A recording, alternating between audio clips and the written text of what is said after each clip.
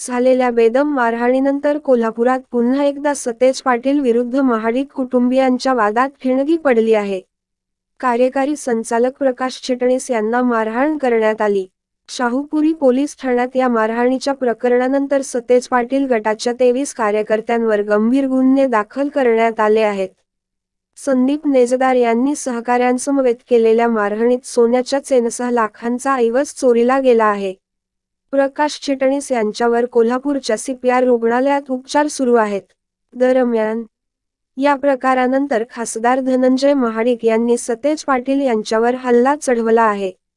राजाराम कारखान्याबाबत घडलं म्हणून आमच्या कार्यकर्त्यांनी कोणताही असा प्रकार करायचा नाही, असेही त्यांनी म्हटले आहे. संदीप नेजदारसह 8 संशयित पोलिसांच्या ताब्यात. दरम्यान, राजाराम सहकारी साखर कारखान्याच्या निवडणुकीत सतेज पाटील गट पराभूत होण्यास कार्यकारी संचालक प्रकाश चिटणीस जबाबदार असल्याच्या कारणातूनच मारहाण करण्यात आली. या प्रकरणात संदीप नेजदारसह 8 संशयित पोलिसांच्या ताब्यात आहेत. एमडी प्रकाश चिटणीस यांच्यावर कोल्हापूरच्या CPR रुग्णालयात उपचार सुरू आहेत. आमदार सतेज पाटील गटाच्या कार्यकर्त्यांनी केलेल्या मारहाणीनंतर माजी आमदार अमल महाडिक यांचे कार्यकर्ते सुद्धा आक्रमक झाले आहेत.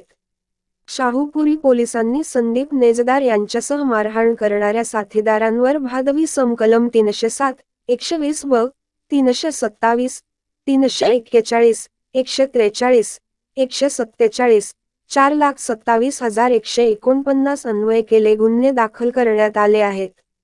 एमडींना मारहाण करणारे सतेज पाटलांचे गुंड धनंजय महाडिक यांनी सतेज पाटील यांच्यावर कडाडून हल्ला चढवला.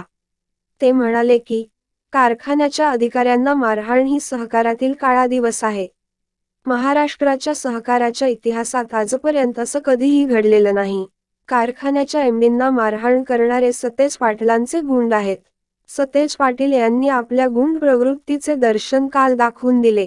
राजाराम कारखान्याच्या निवडणुकीत सतेज पाटील यांचा पराभव केला. ते मनोरुग्ण आहेत, पराभव पचवू शकत नाहीत. सतेज पाटील यांची लिंक लागली तर त्यांच्यावर देखील गुन्हा दाखल झाला पाहिजे. महाडिक यांनी सांगितले की, गुंड संदीप नेजदार यांचा सगळा ऊस कारखान्याने नेला आहे.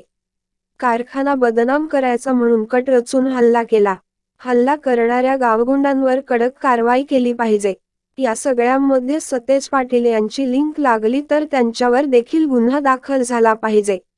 सतेज पाटील यांच्याकडे काही बंगालची माणसं आहेत जे जादूटोणा किंवा भविष्य बघत असतात, असा टोला त्यांनी महायुतीवरून केलेल्या वक्तव्यावरून लगावला. आमचा महायुतीतील अंतर्गत विषय आहे, आम्ही बघून घेऊ. काँग्रेसच्या नेत्यांनी अशा पद्धतीचे वक्तव्य करणे गरजेचं नाही. सतेज पाटील पालकमंत्री असताना आम्हाला 10% नाही तर 10 रुपये देखील दिले नाहीत, त्यामुळे आता ते कोणत्या तोंडाने निधी मागत आहेत, असा सवाल त्यांनी केला.